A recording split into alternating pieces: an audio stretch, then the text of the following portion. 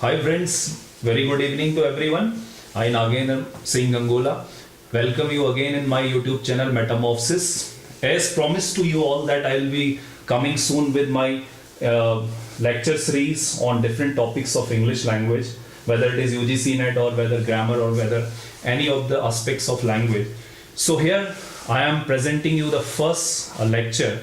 I am presenting you the first lecture regarding the grammar teaching in an innovative way, as people have asked me to do the same.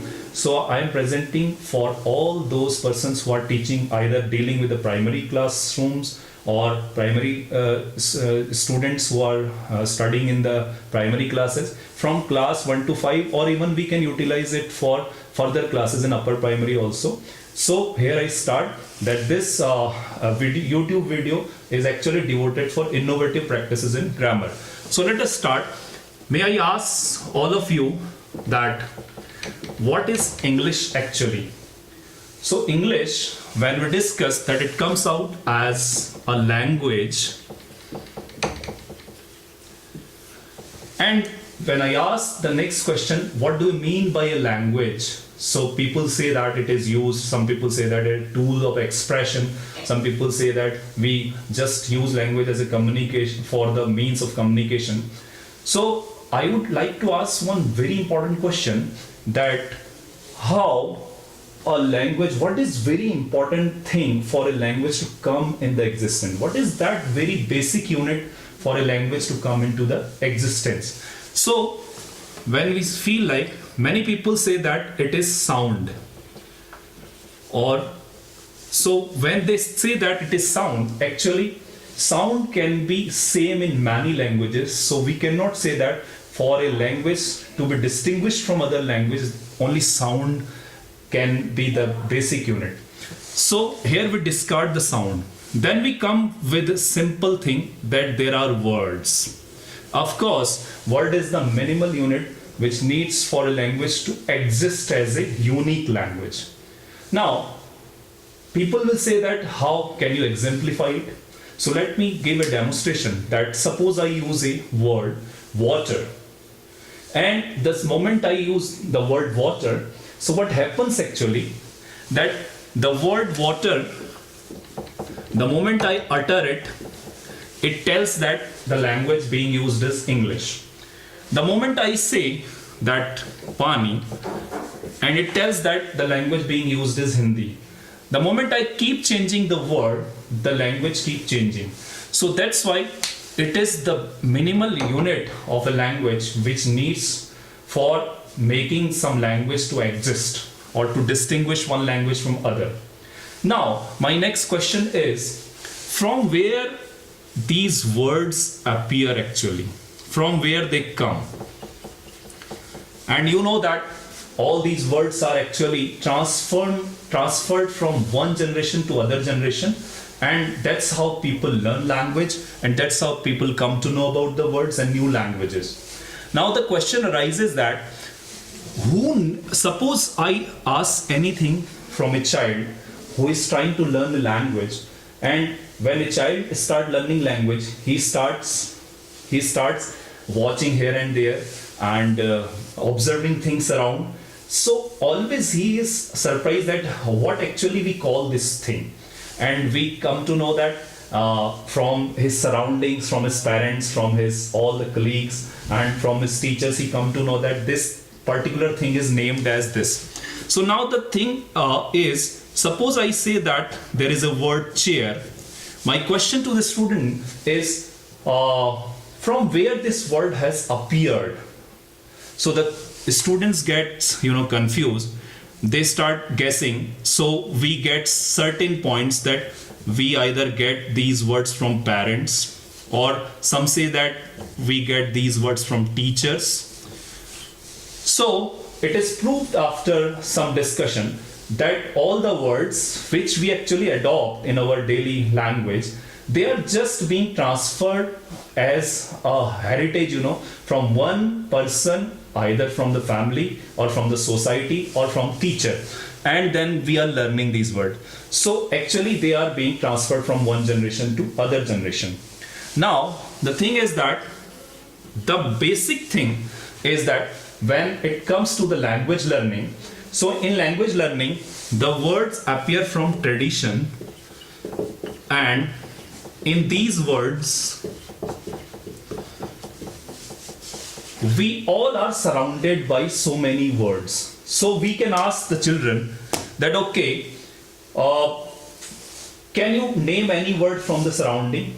They say, okay, table. They say chair. So I say that, okay, so here, so many things around you in your home also. How many things you know in English? And the children get stopped here. They get obstructed here because they have very good knowledge of their native language, but they are still trying to go or trying to learn that the second language, which is actually English. So we can start just asking children, when the language was just coming into the existence, so word came, and word after words we tried to connect them. So word 1, word 2, word 3, and this way we tried to make or find some meanings. And in those meanings, if I say that I try to frame certain words and connect these words, and these words, if I say that is eating Ram food. So if I connect this first word with the second, first with the second, and then third and fourth, see, I don't get a meaning actually. So it remains without any meaning. Now we ask that how can we frame a meaning out of that? And when we try to reshuffle these words, so it becomes Ram is eating food. So here comes the concept that a sentence is framed after words are arranged into a meaningful order. So if meaningful order is not arranged by the word, then a sentence never come into existence. So sentence mean a meaningful rearrangement of the words or a meaningful arrangement of the words. Now, there is a question which I generally ask that, can we change a sentence into a speech? Can we change a sentence into a speech? Then, how can we change sentence into speech? Now, this is $1 million question. Whenever I ask this question, always there was a great confusion and pin drop silence. People started thinking of, typical grammar rules. And I was surprised that how can this be related with the grammar? So here is simple fundamental. I would show you that if I read Ram is eating food, I have converted into speech. As when we write something, so it remains sentence. The moment I utter it through my mouth, it becomes a sentence. It is so simple.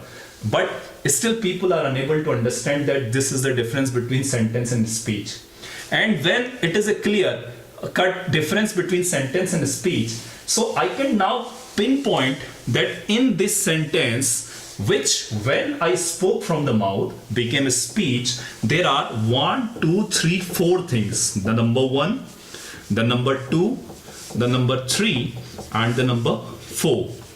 If I see that within this speech there are 4 parts, and that's why this sentence, all these parts are called parts of speech. So whenever there is a sentence, we utter it through mouth, it becomes a speech, and a speech has always 4 parts or 5 parts, 6 parts, 7 parts. This way, whatever parts are there which actually create a sentence are called parts of speech. And in English language, which is supposed to be the world's simplest language, we just terrify ourselves that it is a very difficult language, but let me clear you that it's a very easy language because it has only 8 parts of speech, and they are noun, pronoun, then verb, adjective, adverb, preposition, conjunction, and interjection. 1, 2, 3, 4, 5, 6, 7, 8. And it is very surprising fact that when we reshuffle these 8 part of speech together, so they keep on changing their sentence pattern, and this sentence pattern become, some of the statements, and then the English speaking becomes so simple and so fluent. Now, the next thing is, if I take the first part of the speech, which is noun. So noun is taught in a very, very different way from the classroom when we were taught in the schools, and most of us has seen a definition of noun that is very stereotyped definition. I would like to utter that definition. When I say what is noun, they say, may I answer? And then one student answer that the name or the thing or the place is called noun. For example, Ram, Ganga, Sita, Himalaya, etc. Full stop. Here he stops. And I am always surprised that this great concept, which has to do a lot of things in the world, and it is a great exposure when we talk about noun, but people think in a very narrow domain. So I just talk to the students that let us explore nouns in a different way. How? I said, okay, let me challenge you. Yeah, one thing is there. Okay, let me challenge you that you start watching and observing around you. Whatever thing you can see around you, all are noun actually. And they start naming one by one. Sir, this. I say, okay, I challenge you. Whatever you can see, observe around, everything is noun. And can you tell me one thing which is actually not noun around you? If you tell me, I would just reward you. But there is nothing like that. And they keep on telling me on everything becomes a noun. So actually this is the concept where we actually broadens the concept of noun, and suddenly children start thinking that there are so many nouns around me. Then I asked about something that, can you tell me what do you call that in kitchen, all those things or articles which you use in your daily to daily life? And you will be surprised to know that the children are unable to answer that what actually a rolling pin is, what is cauldron, what is pan, what is tumbler, what is glass. And they are all knowing only their native language words, and which tells that they are lacking somewhere in the concept of nouns. And we try to smile and we try to give them a lot of big poems, and when they start cramming the poem, they speak the poems, we feel very delighted that yes, he is speaking in English, but he doesn't know the context and the words, anything around in his surrounding. So the first thing and foremost thing is that we need to make them acquainted with the atmosphere and with the surrounding, so that the child may connect himself and ideas in a very nice way. So I will keep this lecture continue, and in second lecture I will present actually in what way we can differentiate the types of noun and how we can introduce the nouns before the children. And till then, friends, I hope that you would like it and you will subscribe it. And a very good bye, and let me come again with my new YouTube channel, new video in the second YouTube. Thank you very much.